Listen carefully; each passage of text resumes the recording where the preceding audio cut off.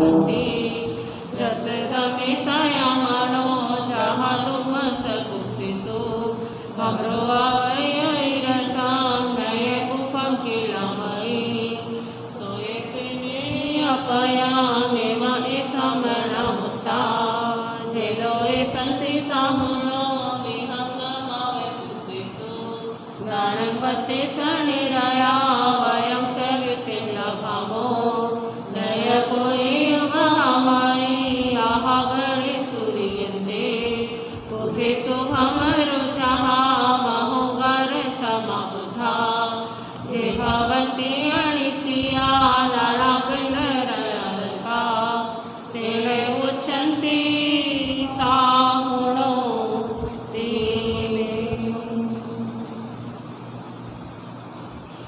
पूज्य गुरुदेवों के चरणों में कोटि कोटि नमन।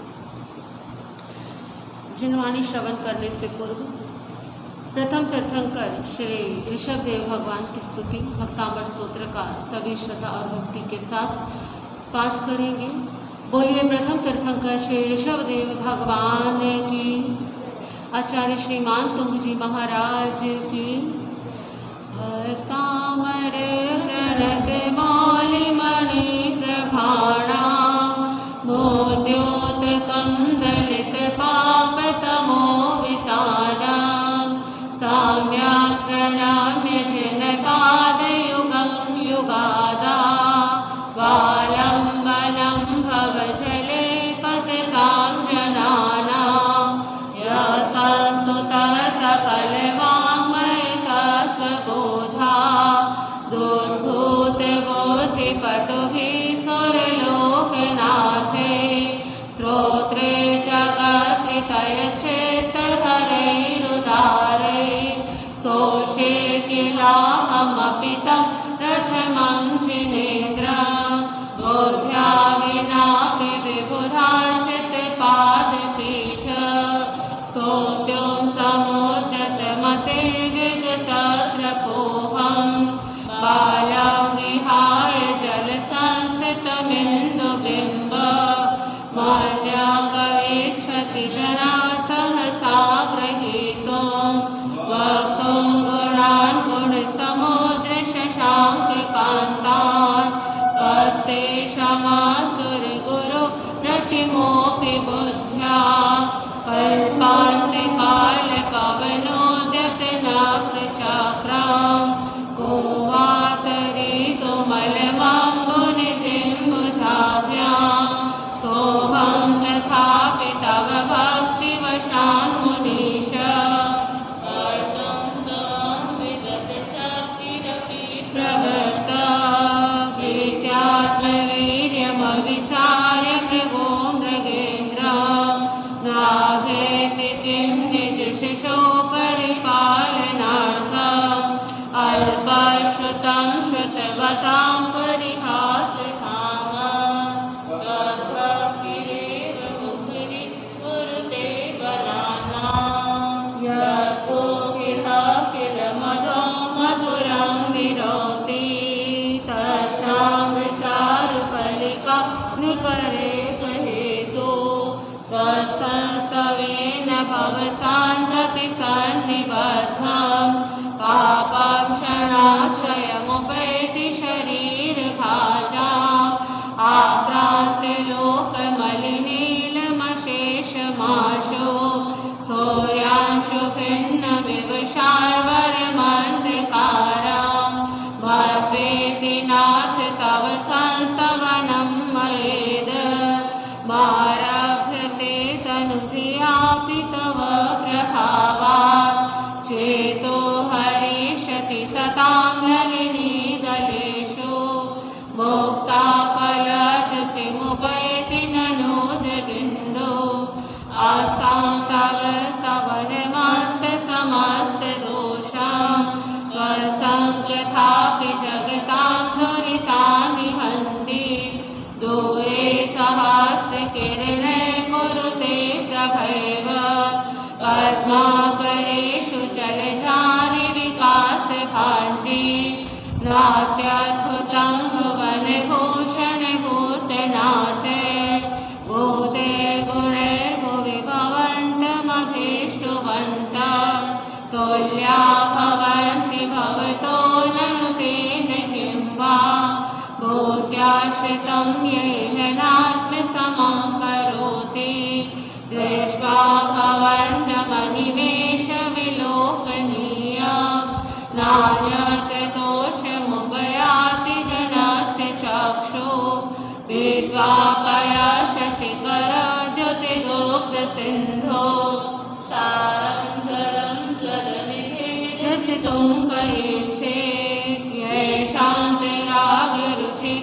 परमाणुभिस्त्वा निर्मापितस्त्रिभुवनैकललामभूत तावन्त एव खलु ते प्रणवः पृथिव्यां यत्ते समानमपरं न निरूपमस्ति वक्त्रं क्वते सुरनरोरगनेत्रहारी निशेषनिर्जितजगत्कृतयोपमान बिम्बं कलङ्कमलिनं क्वनिशाकरस्य यद्वासरे भवति पाण्डुपलाशकल्पं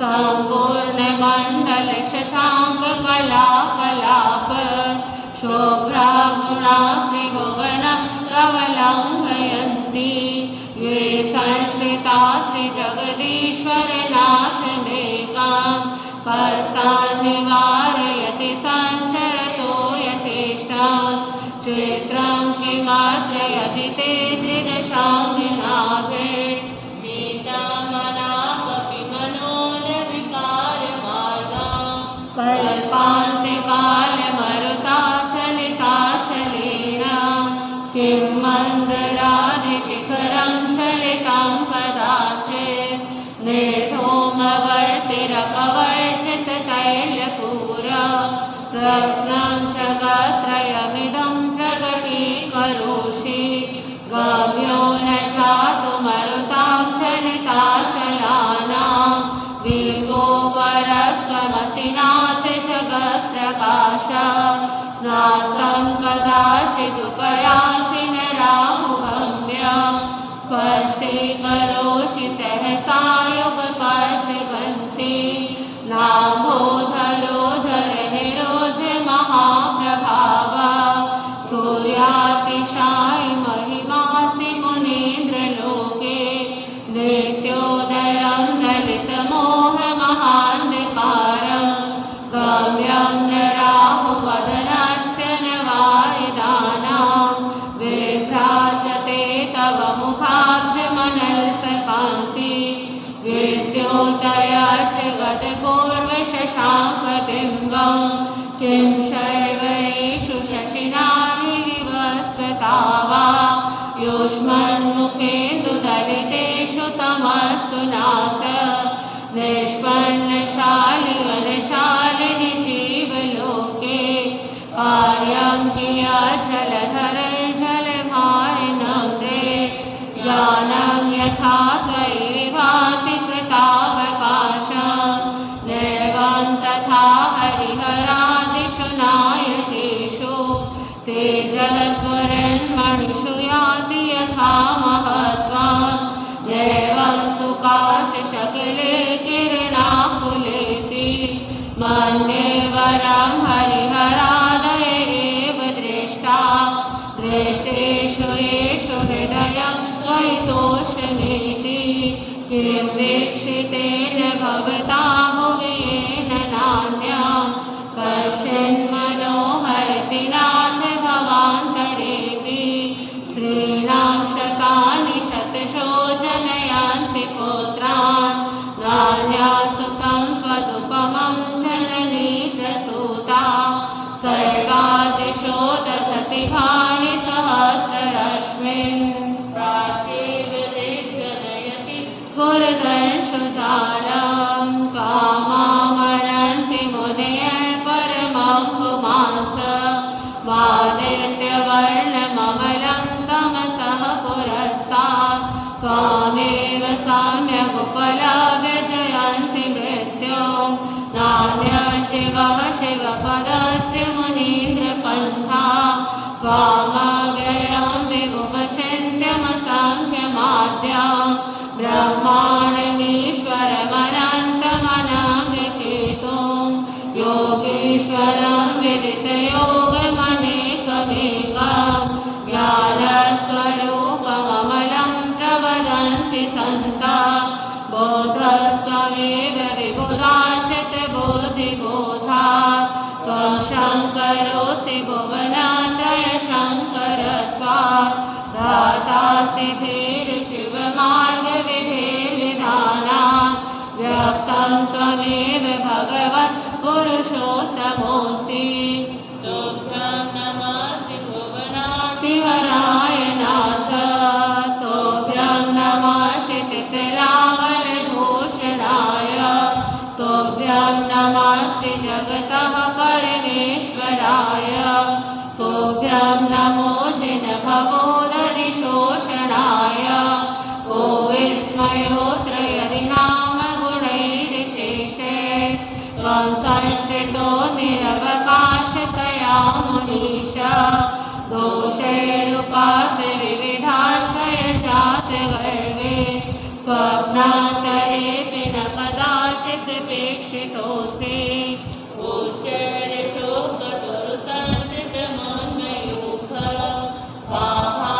भाभातिरूपममलं भवतो नितान्तं स्पष्टोलसत्किरणमस्ततमो वितानं बिम्बं रवेरिव पयोधर पार्श्ववर्ती सिंहासने मणिमयोगशिखा विचित्रे विभ्राजते तव वपुकनकावदातं बिम्बं वियद्विलसदंशुलतावितानां तुङ्गोदयाद्रिशिरसेव सहस्ररश्मि कुन्दावदात्रिचलचामरचारुशोभा विभ्राजते तव वपुकलधौतकान्तम् ओजः शशाङ्कशुचिनिर्झरवारिधारा उच्चैस्तटं सुरगिरेरिव शातकौम्भं क्षत्रत्रयं तव विभाति शशाङ्ककान्तम् मोक्षस्थितं स्थगितभानुकरप्रतापं मुक्ताफलप्रकरजालविवृद्धशोभां प्रख्यापय त्रिजगतः परमेश्वरत्वं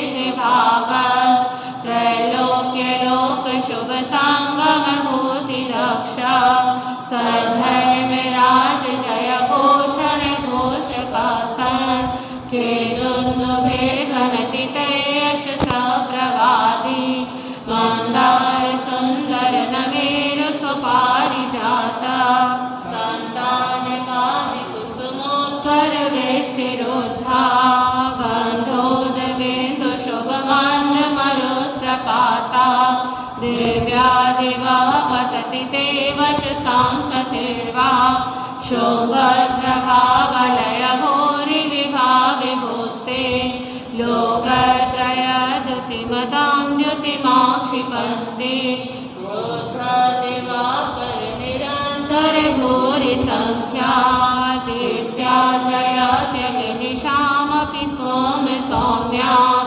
स्वर्गापवर्गगममार्गविमार्गनिष्ठा सधर्मतत्त्वकथनैकपटो श्रीलोक्या दिव्यध्वने भवति ते विशदार्थ सर्वा भाषा स्वभावपरिणामगुणैः प्रयोज्य ॐ निद्रहेम नवपाङ्कजपुञ्जकान्ति पर्युल्लसन्नखमयोगशिभाभिरामो पादौ पदानि तव यत्र जनेन्द्रदत्ता पद्मानि तत्र विबुधा परिकल्पयन्ति तीर्थं यथा तव विभूतिर्भुजिनेन्द्र धर्मोपदेशनविधो न तथा परस्य याद्रप्रभादिनिकृतः प्रहृतान्विकारा ताद्रकुतो ग्रहगणस्य विकाशिनोऽपि शोतन्मदाविलविलोलकपोलमूल भक्ताग्रम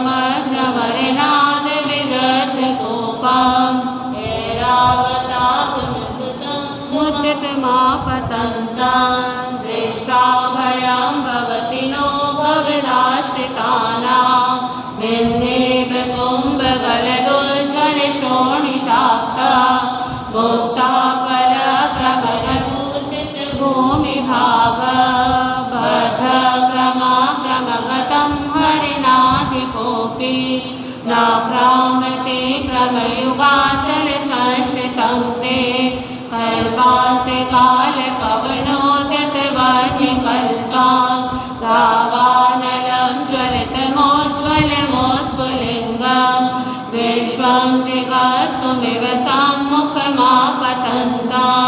त्वन्नामकीर्तनचलं शमयत्यशेषां रक्तेषणं समदकोकिलकण्ठनीला क्रोधोदतं फणिनमोत्फणमापतन्ताम् आक्रामते क्रमयुगेन निरस्तशङ्कस्त्वन्नामनागदवनी हृदयस्य पुंसा वल्गातुरङ्गगजगर्जित भीमनाद माजोबलं बलवतामपि भूपतीनाम् ओद्यद्दिवाकरमयोगशिखापविद्धा त्वत्कीर्तनाथमैवाशुभिधामुपैति कुन्दाग्रभिन्नगजशोणितवारिवाहा वेगावतारितरुणातुरयोधधीमे युद्धे जयं विजितदुर्जय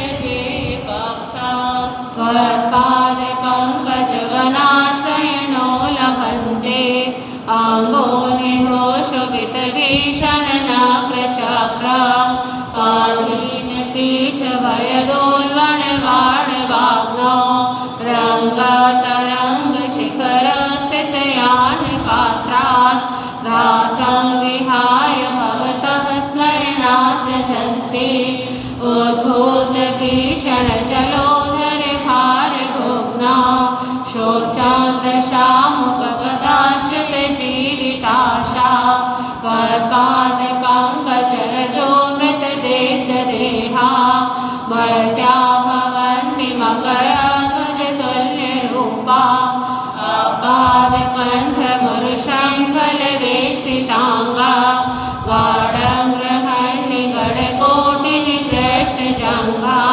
त्वन्नाममन्त्रमनिशं मनुजा स्मरन्ता सद्य स्वयं विगतवन्त्रभया भवन्ति मत्तद्विपेन्द्रमृगराजदवानलादि सङ्ग्रामवारिधि महोदरवन्दनोत्था तस्याश्रुनाशमुपयाति भयं ह्येव यस्तावकं स्तवमिमं मतिमानधीते स्तोत्रसृजं तव जिनेन्द्रगुणैर्निबद्धा भक्त्या मया वृद्धवर्णविचित्रपुष्पां दत्ते जनो यैह कण्ठगतामजस्रं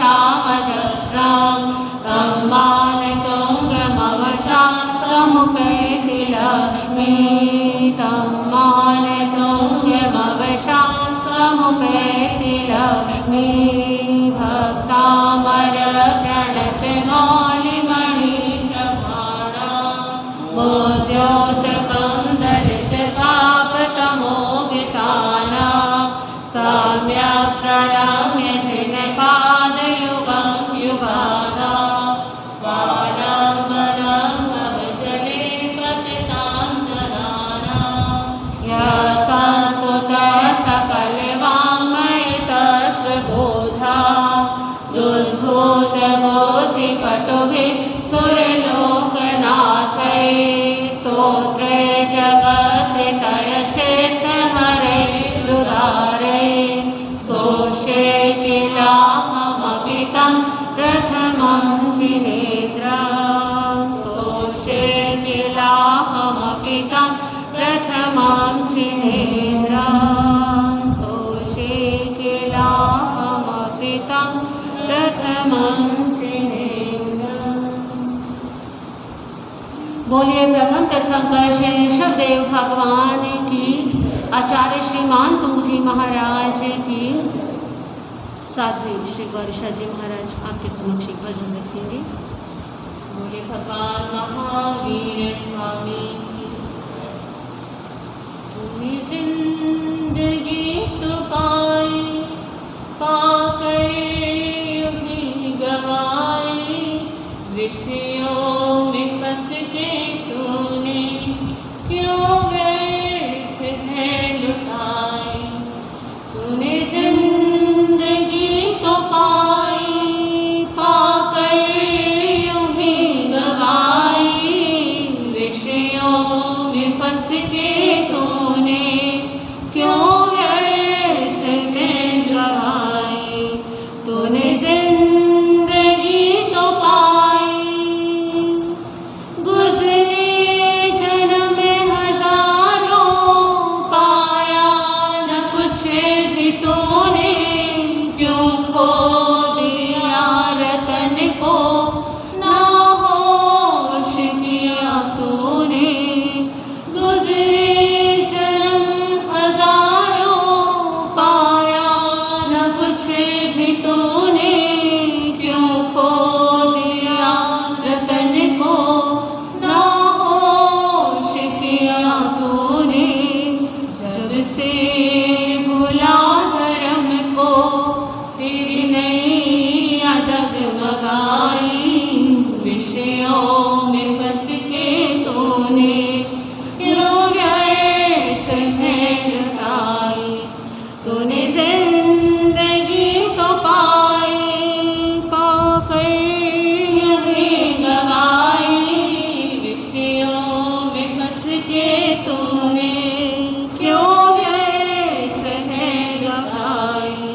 तूने जिंदगी तो पाई, तेरी जिंदगी में छाया चारों तरफ अंधेरा, कुछ भी सुझाई ना दे, ना मिल सका सवेरा। तेरी जिंदगी में छाया चारों तरफ अंधेरा, कुछ भी सुझाई ना दे, ना मिल सका सवेरा। प्रभु नाम ध्याओ मनवा, तेरी जिंदगी बनाई, विषयों में फंस के तूने क्यों व्यर्थ है गवाई। तूने जिंदगी तो पाई, पाकर यूं ही गवाई, विषयों में फंस के तूने क्यों व्यर्थ है लुटाई। तूने जिंदगी तो पाई, दुनिया के रास्ते में खाया है सबने धोखा, धोखों से रहता दूर जो, वो होता है अनोखा। दुनिया के रास्ते में खाया है सबने धोखा, धोखों से रहता दूर जो, वो होता है अनोखा। मेरी भी जिंदगी का एक धर्म है सहाई, विषयों में फंस के तूने क्यों व्यर्थ है लुटाई।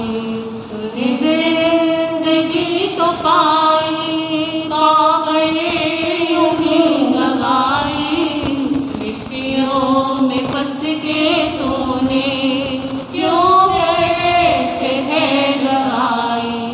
तूने जिंदगी तो पाई, पाकर यूं ही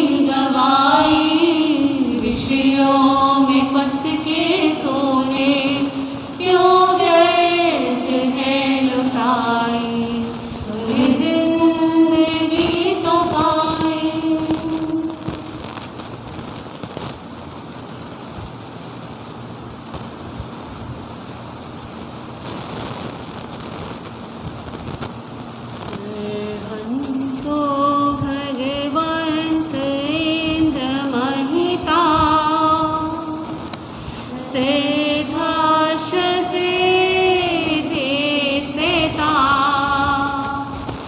आचार्य जिन शासनोन्नति करा पूजा उपाध्यायिका श्री सिद्धांत सुपाठिका मुनिवरा रत्नत्रया राधिका पाञ्चैते परमेष्टिनं प्रतिदिनं कुर्वन्तु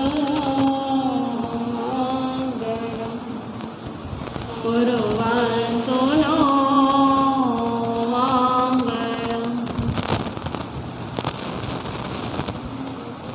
मैं देख सकूं तुमको मुझे ऐसी नजर दे दो मैं देख सकूं तुमको मुझे ऐसी नजर दे दो आवाज में मेरी तुम प्रभु अपना स्वर दे दो आवाज में मेरी तुम प्रभु अपना स्वर दे दो मैं देख सकूं तुमको मुझे ऐसी नजर दे दो। सर्वप्रथम अहिंसा एवं करुणा के अवतार शासनीश प्रभु महावीर के पावन चरण कमलों में हृदय की असीम आस्था के साथ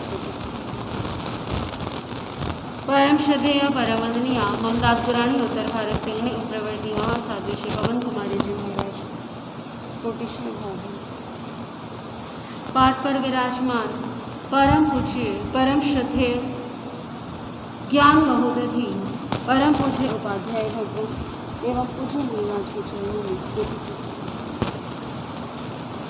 उपस्थित धर्मानुरागी मोक्षनाथ आप श्रवण कर रहे हैं गुरु कृपा से कर्म के विषय में इस संसार की विविधता का कारण इस संसार में जो भी कुछ है जो सबको मिला है भिन्न भिन्न मिला है प्रत्येक जीव की आकृति रंग रूप स्वभाव भाग्य सब कुछ क्या है अलग अलग है। एक ही माता पिता की संतान होते हुए भी एक ही दिन दो संतान ने जन्म लिया जुड़वा बच्चों ने जन्म लिया लेकिन फिर भी उनका रंग रूप स्वभाव भाग्य सब कुछ क्या है अलग अलग। कई बार लोग प्रश्न करते हैं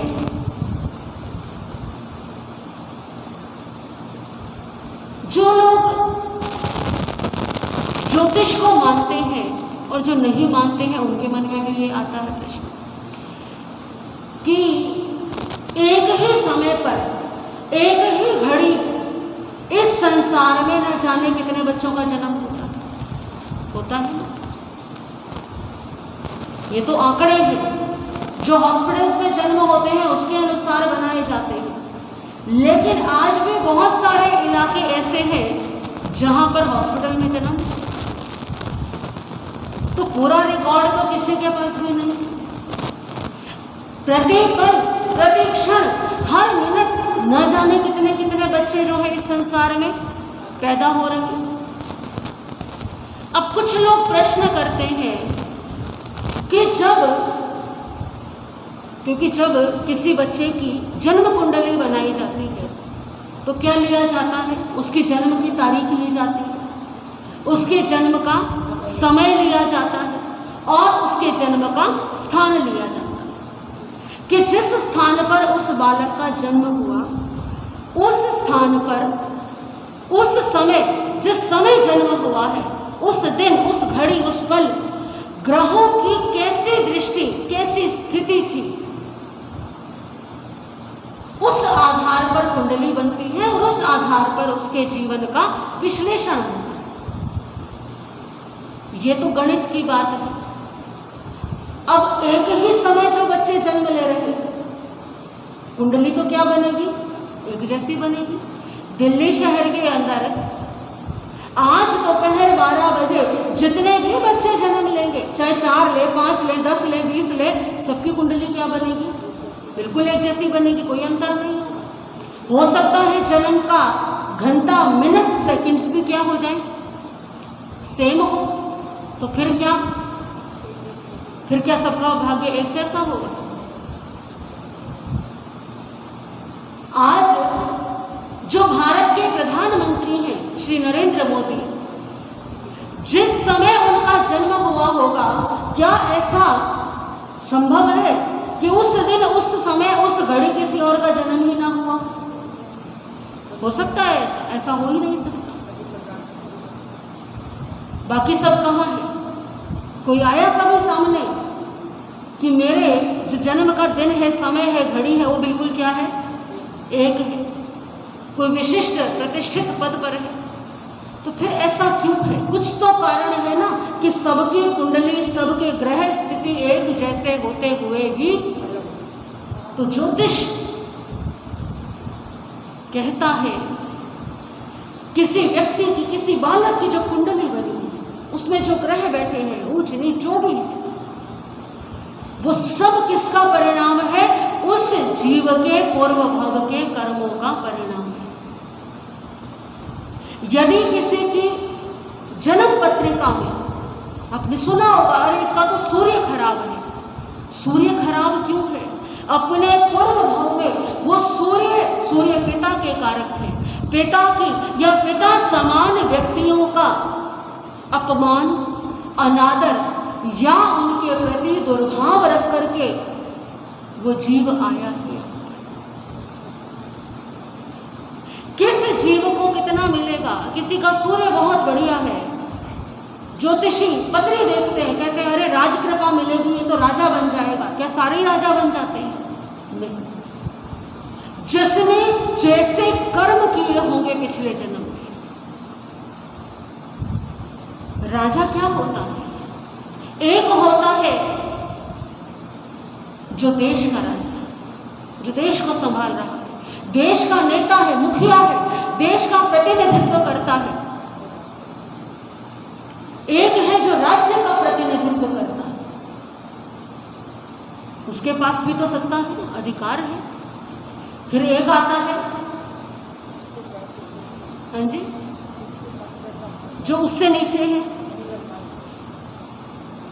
एमएलए, विधायक, ये भी तो क्या है, एक तरह के अपने इलाके के नेता है, हेड है। उसके बाद में अब कहेंगे कि कोई निर्धन व्यक्ति है, किसी का जन्म निर्धन परिवार में हुआ, या कोई व्यक्ति अपनी यूनियन का हेड बन जाता है, होते हैं ना। तो जो उच्च स्थिति मिलती है, कोई ऐसा व्यक्ति जिसको समाज ने अपना मुखिया, अपना नेता स्वीकार किया हो, इसका अर्थ क्या है कि उसका सूर्य क्या है, ठीक है, बड़ी है। लेकिन अब कौन किस कोटि का नेता बनेगा, कितने ऊंचे लेवल पर जाएगा, ये निर्धारित करने वाले उसके अपने पूर्व भव के कर्म हैं। ऐसा नहीं है कि जितने लोगों का सूर्य जो है उच्च का है, वो सारे ही जो है नेता बन जाएंगे, राजा बन जाएंगे, ऐसा नहीं।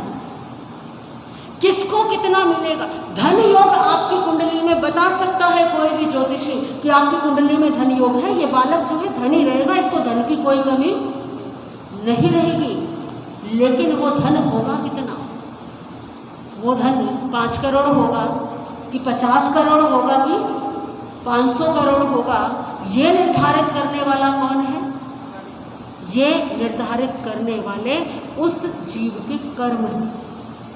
ये कोई नहीं बता सकता, ये कोई नहीं दे सकता। इतना कह सकते हैं कि धनी होगा या धन की कमी रहेगी। तो मूल दृष्टि यदि है तो क्या है?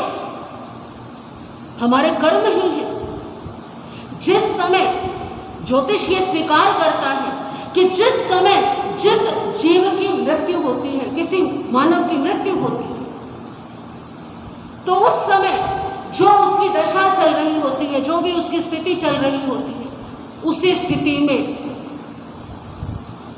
जो बाकी की दशाएं हैं वो कहाँ भोगेगा, वो आगे जाकर के हो। यदि किसी के जन्म के समय अशुभ दशा चल रही है तो कहा जाता है कि ये जीव ना पीछे से अशुभ कर्म भोगता हुआ यहां पर आया है। ये सिद्धांत क्या है? ये हमारे जैन दर्शन का ही तो सिद्धांत है। हमारा जैन धर्म यही तो कहता है कि जिसके जैसे कर्म होंगे उसको वैसा ही क्या मिलेगा, परिणाम मिलेगा, वैसा ही सब कुछ मिलेगा। कोई किसी को उसके कर्मों से अधिक दे नहीं सकता। जिस जीव की अंत समय में जैसी मनोस्थिति होती है, जैसे उसके भाव होते हैं, उसी के अनुसार उसका अगला भाव होता है।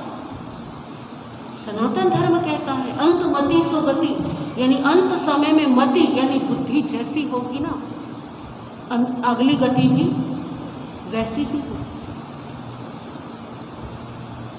तो हमारे कर्म जैसे होंगे वैसा ही आगे मिलेगा। और आज जो कुछ भी है वो किसका परिणाम है? वो कर्मों का परिणाम है। भले ही आप कितनी ही जन्मपत्री दिखाएं, कितने ही हाथ दिखाएं, कितनी ही हाथ की रेखा पढ़वा लें, लेकिन कर्मों का लेखा कभी भी बदल नहीं सकता। जो कर्म है या तो वो हमें काटने पड़ेंगे तपस्या के द्वारा, उनकी निर्जना करनी पड़ेगी दान के द्वारा, या फिर उनको भोगना पड़ेगा। यही माध्यम है और कोई माध्यम नहीं। तीर्थंकरों जैसे उत्कृष्ट पुण्यवानी वाले जीवों को भी अपने कर्मों का भुगतान, अपने कर्मों का निपटारा करना पड़ा, क्योंकि बिना भोगे छुटकारा नहीं। तो चर्चा चली हुई है कर्म की, ज्ञानावरणीय कर्म की चर्चा आपने सुनी। अगला कर्म है दर्शनावरणीय कर्म। दर्शनावरणीय कर्म, दर्शन पर आवरण डालने वाला कर्म है दर्शनावरणीय कर्म। क्या है दर्शन? बहुत सुना है आपने, दर्शन शास्त्र की पढ़ाई करते हैं लोग, फिलॉसफी पढ़ते हैं। क्या है दर्शन?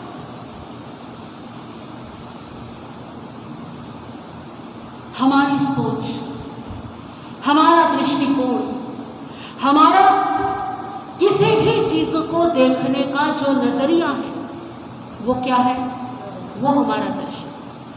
दर्शन यही तो है कि किस मान्यता के क्या सिद्धांत है, वो क्या मानते हैं, वो क्या स्वीकार करते हैं, उन्होंने क्या समझा है किसी विषय को लेकर के। तो दर्शन यानी बोध होना। दर्शन एक तो होता है ज्ञान, ज्ञान अलग चीज है, एक है बोध होना, एक समझ आना, एक दृष्टिकोण होना। वो दृष्टिकोण हमें कहां से मिलता है? वो दर्शन से मिलता है। आपने सुना हमारे जैन धर्म में कोई ऐसा व्यक्ति नहीं जो इस शब्द से परिचित ना हो, सम्यक दृष्टि और मिथ्या दृष्टि। क्या है सम्यक दृष्टि और मिथ्या दृष्टि?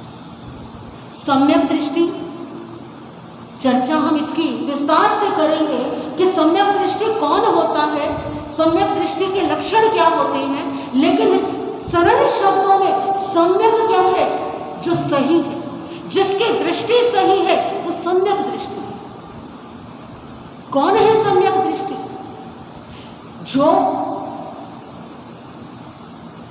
जो वस्तु या जो बात जैसी है उसको वैसा ही समझता है, वैसा ही स्वीकार करता है, उसे सम्यक दृष्टि कहते हैं।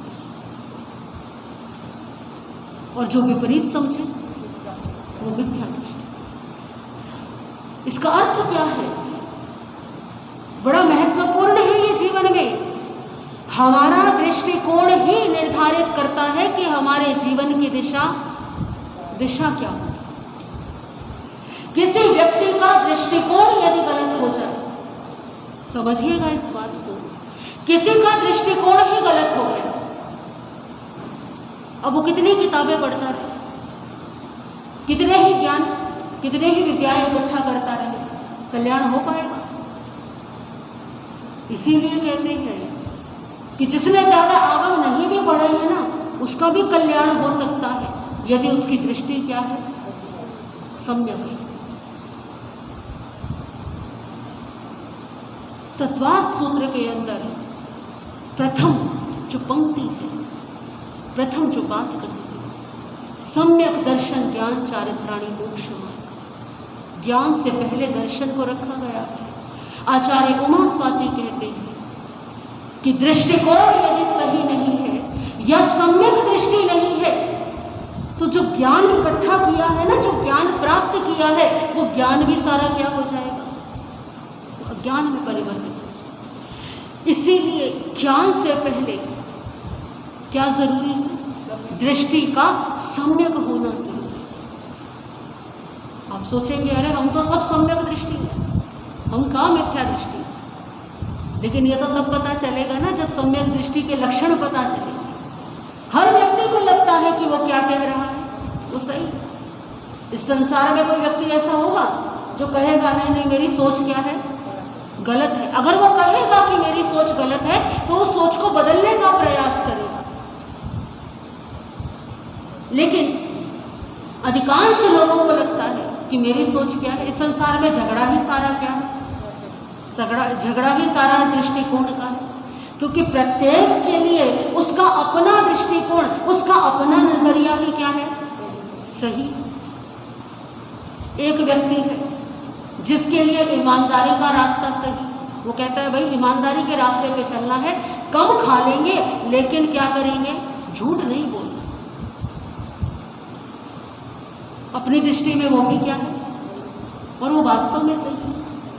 लेकिन दूसरा व्यक्ति वो कहता है अरे सारे ही बेईमानी कर रहे हैं, थोड़ी बेईमानी मैं भी कर लूंगा, सब पैसे कमा रहे हैं, थोड़ा पैसा मैं भी कमा लूंगा तो क्या ही हो जाएगा, इतने में कोई फर्क नहीं पड़ता। और वो भी आराम से कर रहा है बेईमानी। तो दृष्टिकोण, एक का दृष्टिकोण सही है और एक का गलत है, लेकिन गलत करने वालों की नजर में वो क्या कर रहा है, वो अपनी नजर में क्या है, वो सही। तो भगवान महावीर ने पहचान बताई है कि कौन सम्यक दृष्टि होता है, कौन मिथ्या दृष्टि होता है, उसके बारे में भी हम जानेंगे। लेकिन सबसे पहले दर्शन वर्णीय कर्म वो सोच को अवरुद्ध करता है, वो किसी भी वस्तु के सामान्य बोध को भी अवरुद्ध कर देता है। आपने कोई वस्तु देखी, अब आपको एक तो होता है जानना, एक होता है समझना, कि आप समझ रहे हैं कि वो वस्तु क्या है पर आपको समझ नहीं आ रही। किसी ने आपको कोई बात समझाई, आपको समझाया कि सही मार्ग क्या है, गलत मार्ग क्या है, और आप कहते हैं अरे मेरी कुछ समझ में नहीं आ रहा। ऐसे बहुत से लोग होते हैं ना जिनको धर्म की बातें समझ में ज्यादातर को नहीं आती। आज आप कहीं प्लान करिए कि स्थानक की तरफ से कहीं पर घुमाने लेकर के जा रहे हैं, तो सबके नाम क्या आ जाएंगे, फिर घर घर जाकर के बुलाना पड़ेगा क्या, घर घर जाकर के। लेकिन प्रवचन के लिए कि घर घर जाकर के क्या करें, प्रेरणा दें, और उसमें भी 4 बार कहने के बाद, और उसमें भी कह देते हैं लोग कि महाराज हमारे पास टाइम नहीं है। स्पष्ट कहते हैं कि हमारे पास समय नहीं है। किसके लिए समय नहीं? कितने आश्चर्य की बात है ना कि ये जीवन हमें मिला है, इस जीवन में हम सब कुछ कर लेते हैं, हर कार्य के लिए हम समय निकाल लेते हैं, लेकिन किसके लिए समय नहीं निकालते? हम अपने लिए, धर्म के लिए नहीं, हम अपने लिए समय नहीं निकालते। क्योंकि धर्म भी हम किसके लिए कर रहे हैं, किसके लिए है ये धर्म? आप आ रहे हैं स्थानक में, आप जनवाणी सुन रहे हैं, ये किसके लिए है? क्या महाराज के लिए? गुरु भगवंतों के लिए। गुरु भगवंत तो जितने आएंगे उतनों को सुना देंगे, अपना स्वाध्याय चलता रहेगा। लेकिन जो व्यक्ति आएगा, जो श्रवण करेगा, वो अपने ही कर्मों की निर्जरा करेगा। हमारा लाभ केवल इतना है कि हमारे माध्यम से अधिक लोगों को धर्म श्रवण करने को मिले। एक इतना ही मन में लालच रहता है कि चलो 20 लोग आ रहे हैं, 30 आ जाए, 50 आ जाए, 10 और सुन ले, 10 को और लाभ मिल जाए, इतनी सी बात है। लेकिन कोई भी व्यक्ति, स्मरण रखिएगा ये बात, कोई भी व्यक्ति धर्म करता है तो किसके लिए करता है? अपने लिए करता है। जैसे शरीर के लिए भोजन जरूरी है ना, ऐसे आत्मा के लिए भी धर्म जरूरी है। आज देखिए लोग परेशान हैं, एंजाइटी से, डिप्रेशन से, मानसिक तनाव से, और जगह जगह मेडिटेशन सेंटर खुले हुए हैं। लोग फीस भरते हैं वहां जाने के लिए, फीस भरी, वहां गए और क्या कराया वहां पर? आराम से आपको बिठा दिया, आराम से बैठे, कुछ इंस्ट्रक्शंस दिए गए, डीप ब्रीदिंग एक्सरसाइज कराई गई, बस इतना ही कराया जाता। और मन को क्या मिलती? शांति मिलती। यदि कोई व्यक्ति सही ढंग से, ऐसी सामायिक नहीं कह रही मैं कि केवल मुपट्टी लगाई और माला करी और फटाफट सामायिक पूरी करके उठ गए, ऐसी सामायिक नहीं। जो वास्तव में सामायिक है, आपने सामायिक ली, समभाव में 48 मिनट के लिए स्थित हो गए। यदि कोई व्यक्ति नियमित इस सामायिक की आराधना करता है ना, तो मैं लिख करके दे सकती हूँ इस बात को कि उसको एंजाइटी, डिप्रेशन नहीं हो सकता। क्योंकि जो हमारा मस्तिष्क है, वो मस्तिष्क क्या हो जाता है? शांत हो जाता है।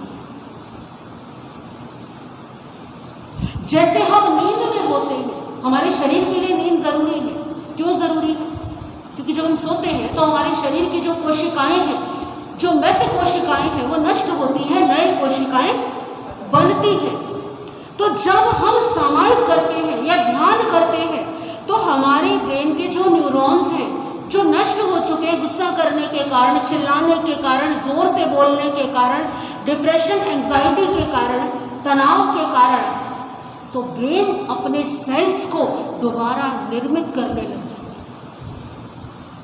ये कारण है कि जब कोई सामायिक करता है, जब कोई ध्यान करता है, तो समभाव में आ गया, यानी सारी चिंताओं को क्या कर दिया? छोड़ दिया, सारे राग द्वेष को छोड़ दिया, समस्त चिंताओं से मुक्त हो गए। फिर कहीं फीस भरने की जरूरत है, लेकिन हमें पैसे खर्च करना मंजूर है। जो फ्री में मिल रहा है उसकी कोई कीमत नहीं, क्योंकि हमारा दृष्टिकोण क्या है? वो बदल गया है। तो दृष्टिकोण को सही करना है हमें, क्योंकि जीवन में जो दृष्टिकोण है वो यदि सही होगा तो हमारे जीवन की दिशा भी क्या होगी? दिशा भी सही होगी। दर्शनावर्णीय कर्म की चर्चा आगे जैसा समय होगा वैसे करेंगे। आज की चर्चा इन्हें कुछ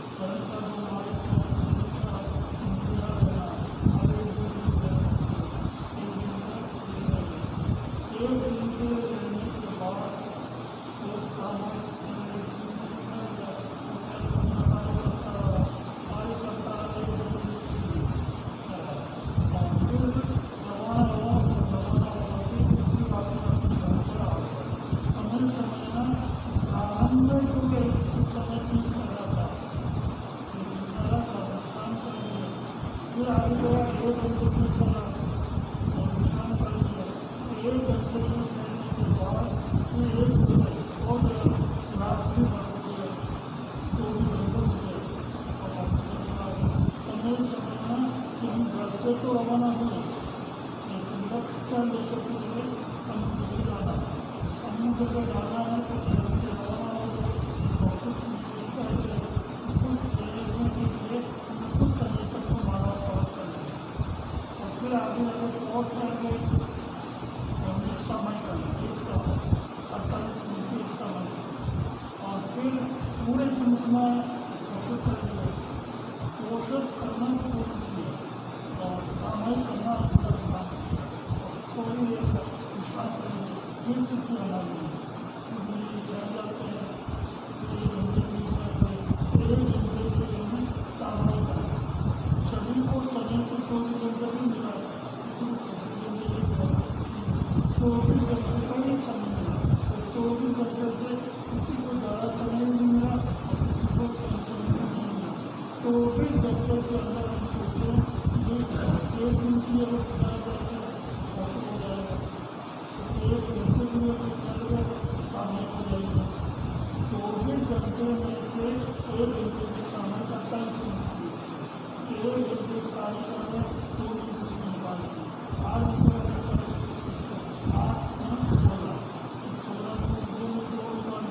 जो करते करते जो कार्य हम कर रहे हैं 2 घंटे पर 5 घंटे करना है, 5 घंटे हर घंटे में 2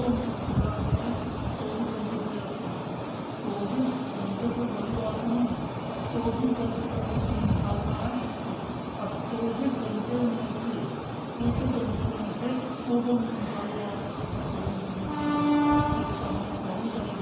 एक समय करने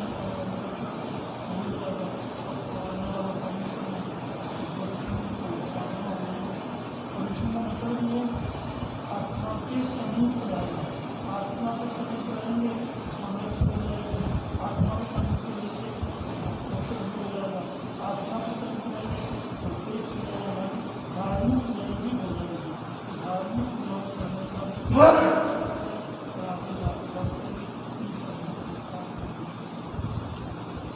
महावीर की वाणी से, महावीर की वाणी से जिसको प्यार हो गया, संसार सागर से वही है पार हो गया। गुरुदेवों की वाणी से जिसको प्यार हो गया, संसार सागर से वही पार हो गया। पापों का अंधकार जो था सब ही मिट गया, हाँ सब ही मिट गया। पापों का अंधकार जो था सब ही मिट गया, हाँ सब ही मिट गया। इससे ही सत्य सूर्य का, इससे ही सत्य सूर्य का दीदार हो गया, संसार सागर से वही पार हो गया, संसार सागर से वही पार हो गया। कल 15 अगस्त है। बच्चों को अधिक से अधिक संख्या में अपने साथ लेकर के आए अपने घरों से। स्वतंत्रता दिवस के अवसर पर बच्चों की कविता पाठ, स्पीच या सांस्कृतिक कार्यक्रम इत्यादि की प्रस्तुति रहेगी। परसों शुक्रवार चिंतामणि श्री पार्श्वनाथ भगवान माँ पद्मावती की आराधना होगी और उसके लाभार्थी रहेंगे श्रीमती रमा जैन, श्री राजेश जैन, शक्तिनगर एक्सटेंशन। शनिवार को चिंतामणि श्री पार्श्वनाथ भगवान की भव्य यात्रा का 10 भव की यात्रा का जो है अगला भाग आपको सुनाया जाएगा। रविवार को 18 अगस्त को, क्योंकि रविवार है, राखी को रक्षा सूत्र बनाने के लिए कुछ पाठ इत्यादि जो है किए जाएंगे, ताकि राखी में पवित्र भावनाओं का, एक पवित्र ऊर्जा का संचार होकर के वो रक्षा सूत्र का कार्य करे। तो अधिक से अधिक संख्या में इन सभी कार्यक्रमों में आप आए और औरों को भी आने की प्रेरणा दें। कुछ महामंत्री जी आपको कुछ सूचनाएं देंगे।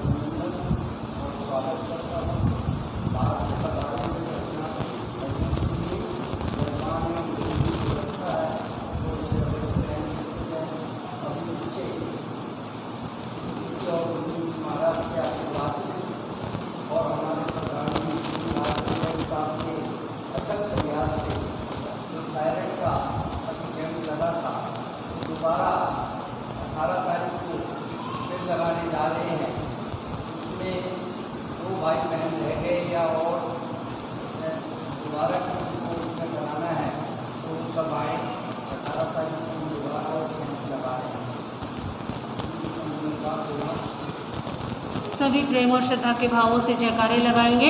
बोलिए भगवान महावीर स्वामी की, आचार्य भगवंतों की, वर्तमान आचार्य सम्राट पूज्य डॉक्टर श्री शिव मुनि जी महाराज के, उपाध्याय प्रवर पूज्य श्री पुष्कर मुनि जी महाराज के, उपाध्याय प्रवर परम पूज्य गुरुदेव श्री रमेश मुनि जी महाराज की, उत्तर भारत सिंह न्यू प्रवृत्ति महासाध्वी श्री पवन कुमारी जी महाराज की, संसार के सभी साधु संतों की, जैन धर्म की, आज के आनंद की, सभी गुरुदेवों को वंदन नमस्कार करेंगे।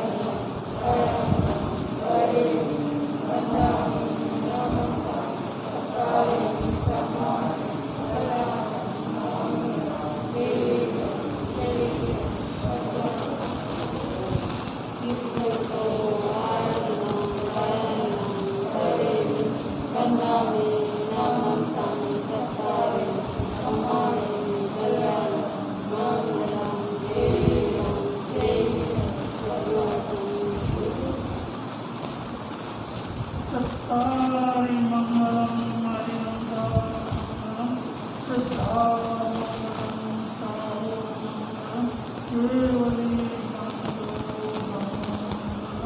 चत्तारि